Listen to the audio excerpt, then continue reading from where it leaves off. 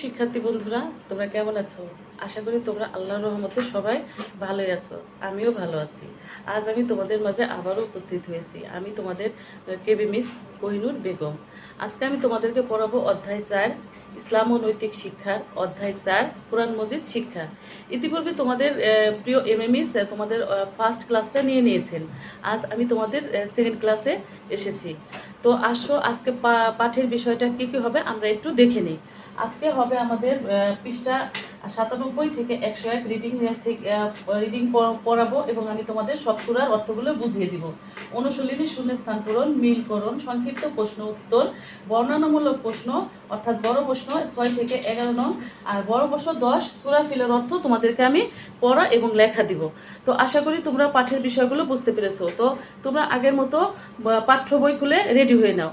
আশা করি তোমরা পাঠ্য বই খুলে নিয়েছো। এখন আসো আমরা পড়ানো শুরু করে দিই, অর্থাৎ আমি বুঝিয়ে দিই।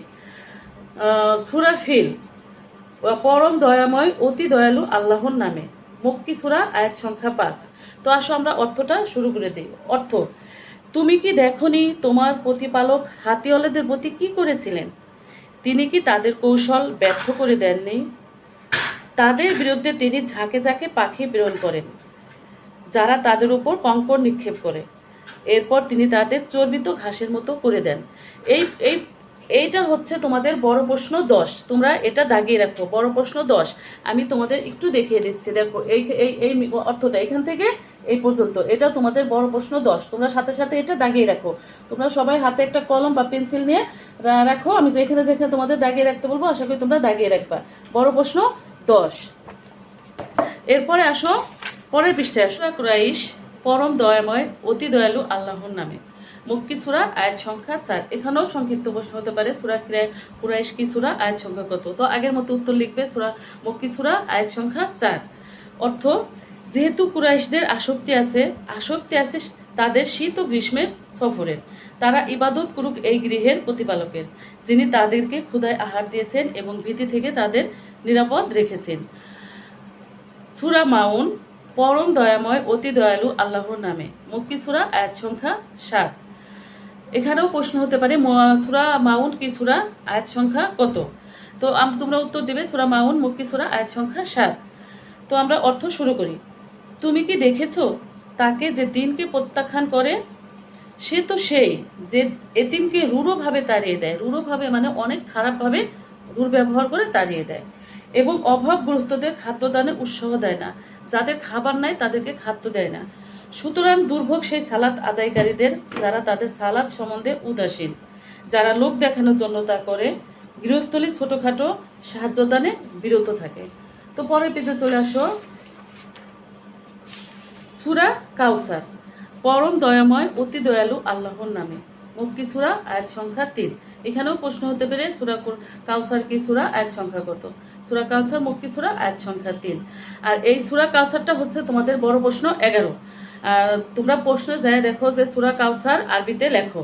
আরবিতে বলতে তোমাদেরকে আমি দেখিয়ে দিচ্ছি। দেখো এই যে এই এই এই তিনটা কথাই তোমরা আরবিটা বাংলায় এভাবেই লিখবে, যদি আসে এটাই মুখস্থ করবে। আমি তোমাদের একটু পড়ে শোনাচ্ছি।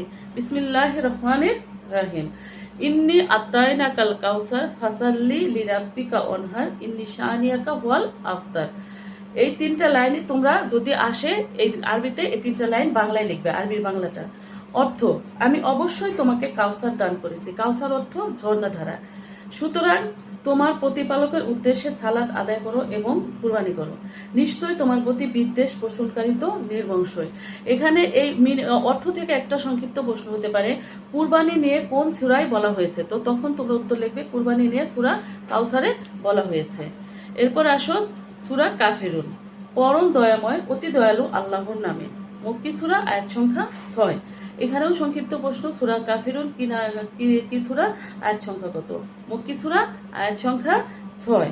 অর্থ: বলো হে কাফিরগণ, আমি তার ইবাদত করি না যার ইবাদত তোমরা করো, এবং তোমরাও তার ইবাদতকারী নও যার ইবাদত আমি করি, এবং আমি ইবাদতকারী নই তার যার ইবাদত তোমরা করে আসছো, এবং তোমরাও তার ইবাদতকারী নও যার ইবাদত আমি করি। তোমাদের দিন তোমাদের, আর আমার দিন আমার জন্য। এখান থেকে একটা সংক্ষিপ্ত প্রশ্ন হতে পারে, কাফিরদের সম্পর্কে কোন সূরায় বলা হয়েছে? তোমরা উত্তর লিখবে কাফিরদের সম্পর্কে বলা হয়েছে সূরা কাফিরুনে।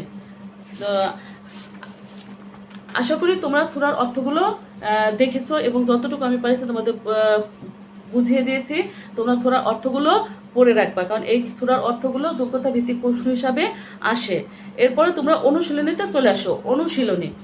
অনুশীলনীতে চলে আসো। অনুশীলনী দেখো, এই যে আমি তোমাদের দেখিয়ে দিচ্ছি, যদিও এই বহু নির্বাচনী প্রশ্নগুলো আমাদের আসে না, কিন্তু এই প্রশ্নগুলো সংক্ষিপ্ত প্রশ্ন, শূন্যস্থান পূরণ, তারপর মিলকরণ, এগুলো হয়। সেই জন্য তোমরা এগুলো পড়বে।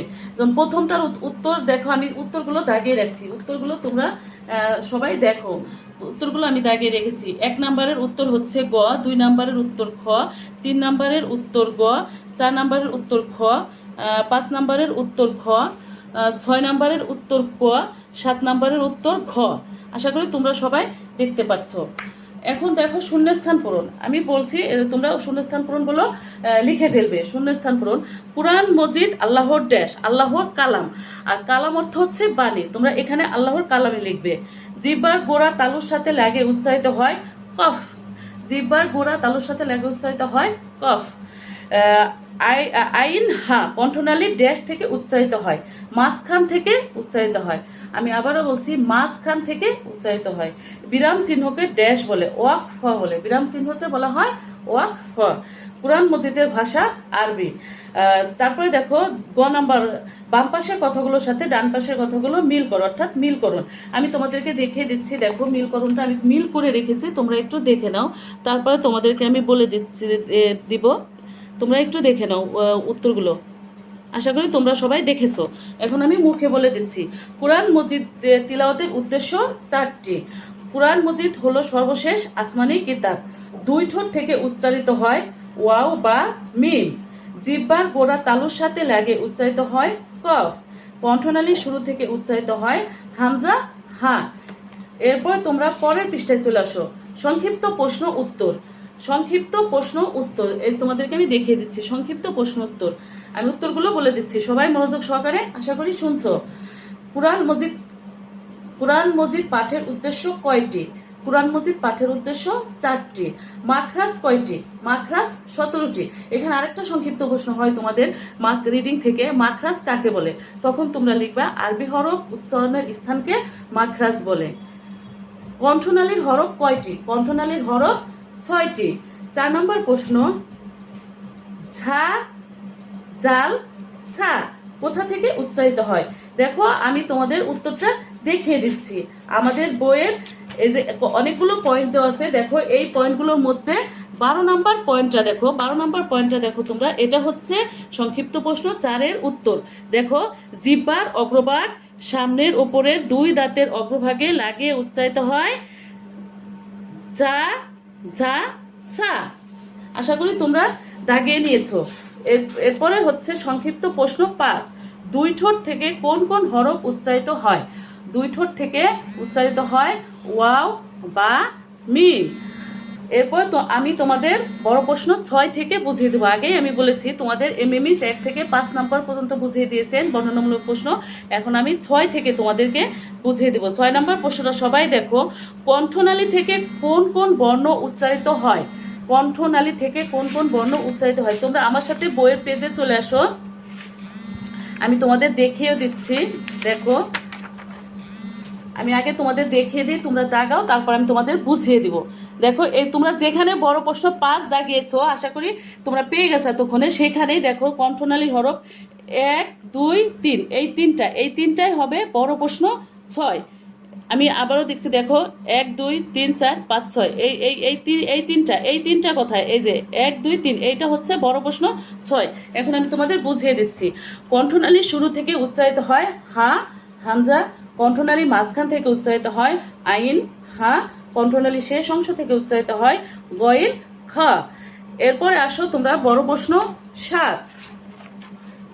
বড় প্রশ্ন 7, জিহ্বা থেকে যেসব বর্ণ উচ্চারিত হয় তার একটি তালিকা তৈরি করো। এই প্রশ্নটা এর পরে থেকে শুরু হবে, তোমাদের 3-এর পরে দেখো 4 নাম্বার পয়েন্ট থেকে শুরু হবে জিহ্বা নিয়ে। অনেকগুলো পয়েন্ট আছে এখানে জিহ্বা নিয়ে। 4 থেকে তোমাদের বইয়ের দেখো এই যে 4 নাম্বার, এই 4 নাম্বার থেকে এই পাশে এই 13 নম্বর পর্যন্ত এখানে অনেকগুলো পয়েন্ট দেওয়া আছে।